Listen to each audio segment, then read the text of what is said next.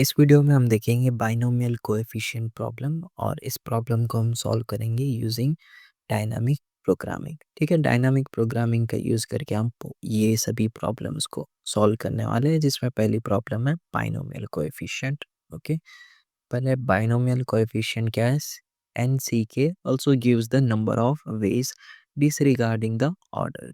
ठीक है, इसका यूज़ जो है नंबर ऑफ वेज में यूज़ होता है और किसी भी पर्टिकुलर ऑर्डर में, that k object can be chosen from among n object, more formally the number of k element subset or k combination of a n element। ठीक है, ये सब वही चीज़ है जो हमने बाइनोमियल कोएफिशिएंट में पहले प्रोबेबिलिटी स्टैटिस्टिक्स में शायद पढ़ी थी, वही है।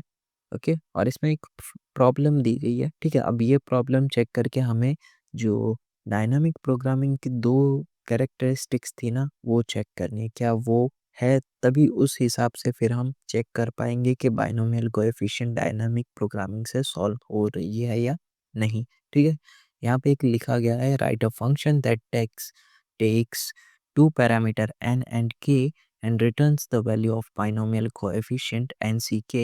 For example, your function should return 6 for n equals to 4 and k equals to 2।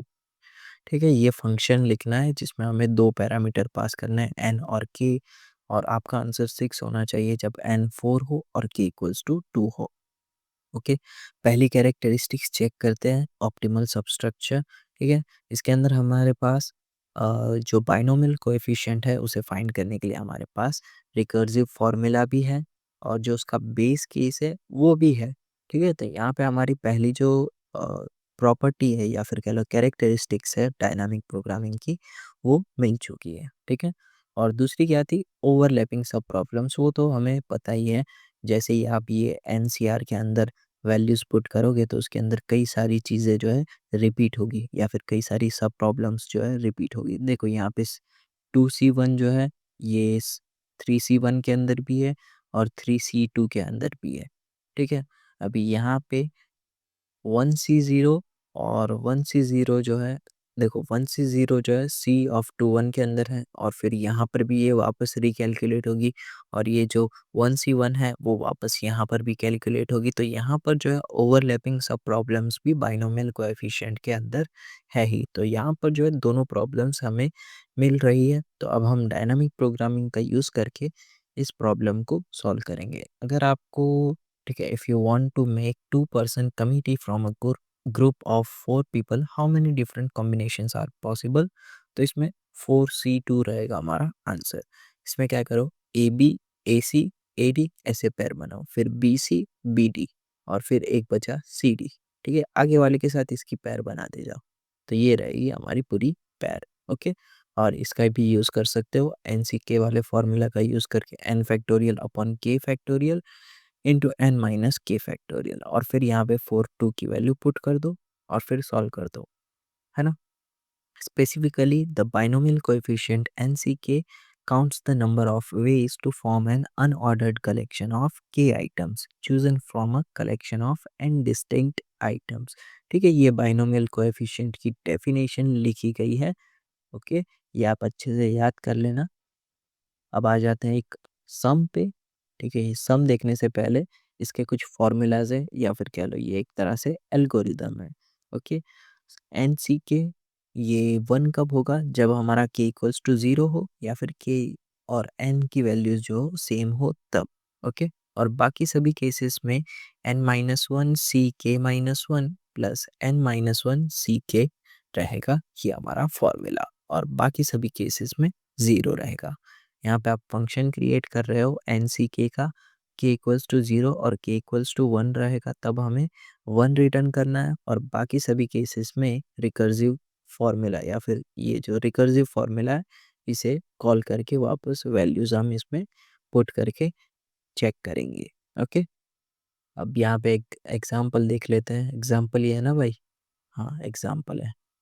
ठीक है, ये है हमारा n और ये हमारा k, और यहाँ पे 0 दिख रहा है तो ये 0 वाली कॉलम को आपको 1 कर देना है, और जो डायगोनल्स एलिमेंट है उन्हें भी आपको 1 कर देना है। ओके, अब ये आपको 2 1 वाली पोजीशन, ये वाली पोजीशन फाइंड करनी है, तो आपको क्या करना है, ऊपर वाली रो के दोनों एलिमेंट को प्लस कर देना, 1 + 1 ओके, यहाँ पे 2 आ जाएगा।